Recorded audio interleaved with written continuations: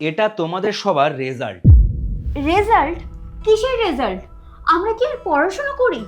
সারাদিন সংসার সামলাতে সামলাতে মাথা খারাপ হয়ে যাচ্ছে, তার উপর যত সব। সংসারের পরীক্ষা 20% নাম্বার, এসব কি লেখা আছে দাদা? আমি তো কিছুই বুঝতে পারছি না। আরে বুঝিয়ে দেওয়ার জন্য তো আমি রয়েছি। আগে তুই বলতো, তোর বাড়িতে তুই কি কি কাজ করিস? সকালে উঠে আমি কফি বানাই আর বাবাইকে স্কুল বাসে তুলে দিয়ে আসি, এছাড়া আর তেমন কিছু না। আর কিচ্ছু না? তাহলে বাকি কাজ কে করে? কেন? কাজের মাসি রয়েছে তো, মাইনে দিয়ে তাকে রেখেছি, সে কাজ করবে না তো সব কাজ কি আমি করব? হ্যাঁ হ্যাঁ হ্যাঁ, সেটাও ঠিক। তাকে তো আর এমনি এমনি টাকা দেওয়া যায় না। আচ্ছা, এবার তুমি বলো তো, তুমি সংসারের কি কি কাজ করো? আমি তোমার বউ, আমি সারাদিন কি কি কাজ করি তুমি জানো না? আরে তাও বলো না। ওই তো সকালে তোমার জন্য কফি বানানো, তারপর বাবুর টিফিন প্যাক করে দেওয়া, আর মাঝে মাঝে দুপুরে খাবার বানানো। সেই জন্যই তোমাদের সংসারের পরীক্ষায় নাম্বার এত কম। সংসারের পরীক্ষা আর এসব নাম্বারে কিচ্ছু হবে না।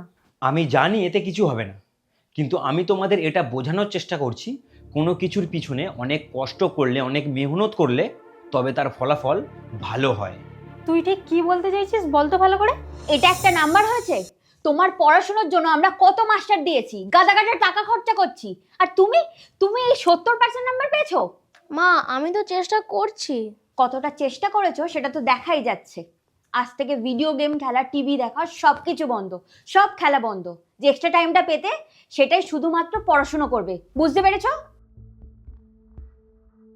এবার যাও এখান থেকে।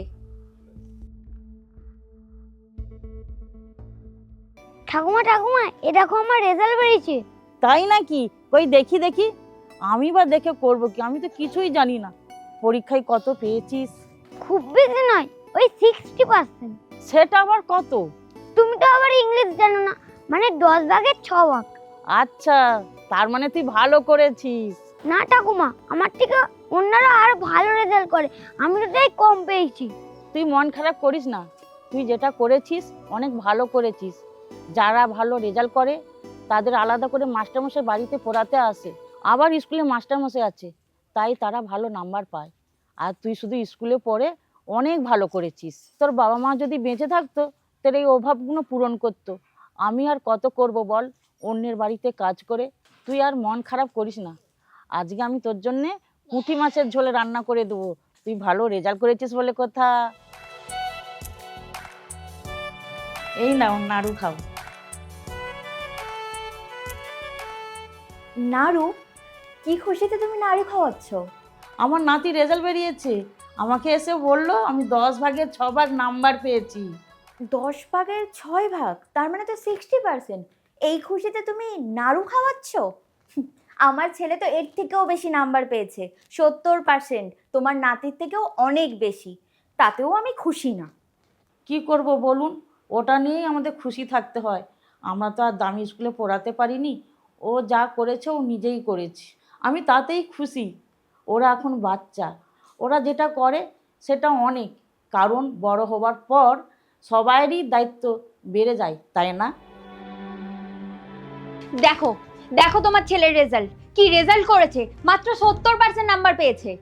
হ্যাঁ, এ তো অনেক ভালো পেয়েছে, ওকে আরো উৎসাহ করা উচিত। তোমার কি মাথা খারাপ হয়ে গেছে?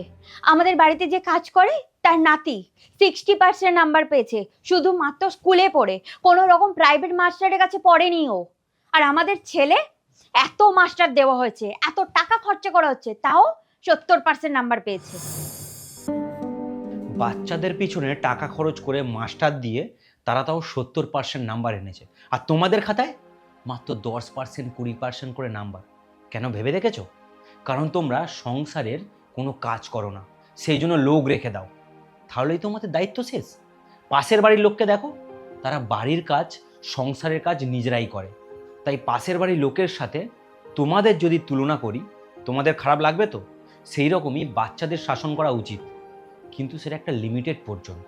তা বলে এই নয় তুমি অন্যের বাচ্চার সাথে নিজের বাচ্চাকে তুলনা করবে। পবিত্র, তুমি ভুল বুঝছো, আমি এইভাবে বলতে চাইনি। আমি বুঝতে পেরেছি, মা হয়ে তোমারও একটা চিন্তা থাকবে যে আমার ছেলে ফার্স্ট হোক, কিন্তু তোমাদের এই ইচ্ছা পূরণ করতে গিয়ে এই অল্প বয়সে তাদের মাথায় কতটা প্রেসার আসে একবার ভেবে দেখেছো? আজকালকার মা বাবারা সোসাইটিতে ভালো দেখানোর জন্য তারা চায় তাদের ছেলে ভালো হবে, সবার থেকে ফার্স্ট হবে, সবার থেকে আলাদা হবে। কিন্তু তোমাদের এইগুলোর জন্য তারা তাদের ছোটোবেলাটাকে হারিয়ে ফেলে।